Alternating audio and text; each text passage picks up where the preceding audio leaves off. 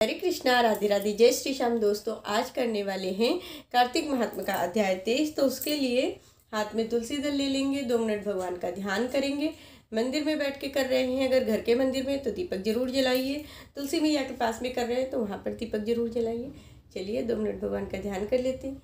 बोलो कृष्ण कन्हैया लाल की जय। श्रीमन नारायण नारायण नारायण, गोविंद नारायण नारायण नारायण, लक्ष्मी नारायण नारायण नारायण, भजमन नारायण नारायण नारायण। बोलो लक्ष्मी नारायण भगवान की जय, तुलसी मैया की जय, शंकर भगवान की जय।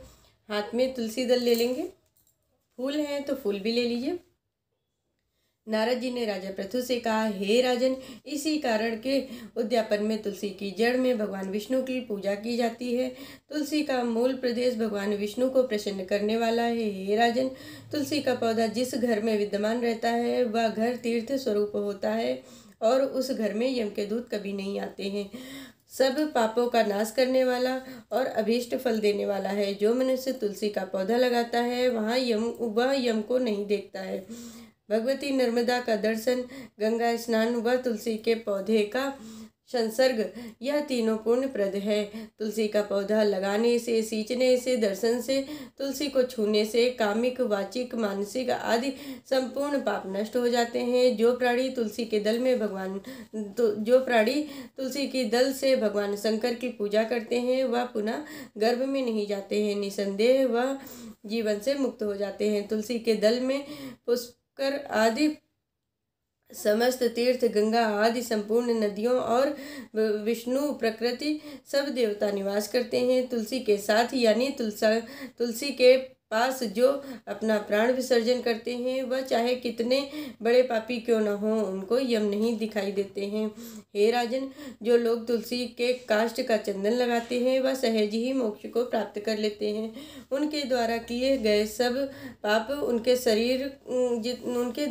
गए पाप नष्ट हो जाते हैं और उसके शरीर को स्पर्श भी नहीं कर पाते हैं। हे राजन, जहाँ तुलसी के वन की छाया हो वहाँ पितरों के निमित्त दिया हुआ दान सर्वदा ही अक्षय होता है। हे राजन, आंवले के वृक्ष की छाया में जो प्राणी पिंडदान करते हैं उनके पितृ आदि नरक में नहीं जाते हैं, नरक की यातना को नहीं भोगते हैं और वो मुक्त हो जाते हैं। सिर, हाथ, मुंह और देह में जो आंवले को धारण करते हैं उनका विष्णु स्वरूप जानना चाहिए।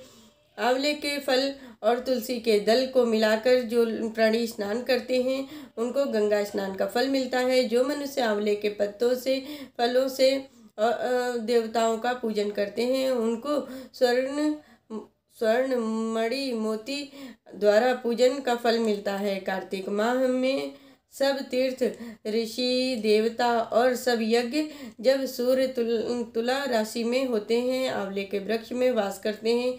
जो मनुष्य द्वादशी को तुलसी का दल और कार्तिक के महीने में आंवले के पत्तियों को तोड़ता है वह घोर नरक में वास करता है। जो कार्तिक में आंवले की छाया में बैठकर भोजन करते हैं उनके अंत संसर्ग में सब दोष नष्ट हो जाते हैं। अंत संसर्ग के सब दोष नष्ट हो जाते हैं।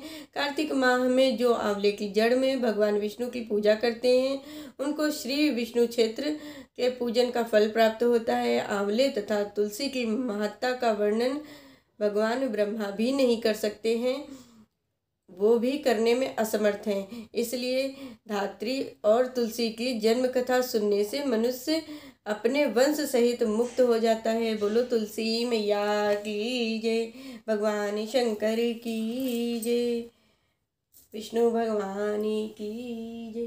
श्रीमन नारायण नारायण नारायण, लक्ष्मी नारायण नारायण नारायण, गोविंद नारायण नारायण नारायण, भजमन नारायण नारायण नारायण।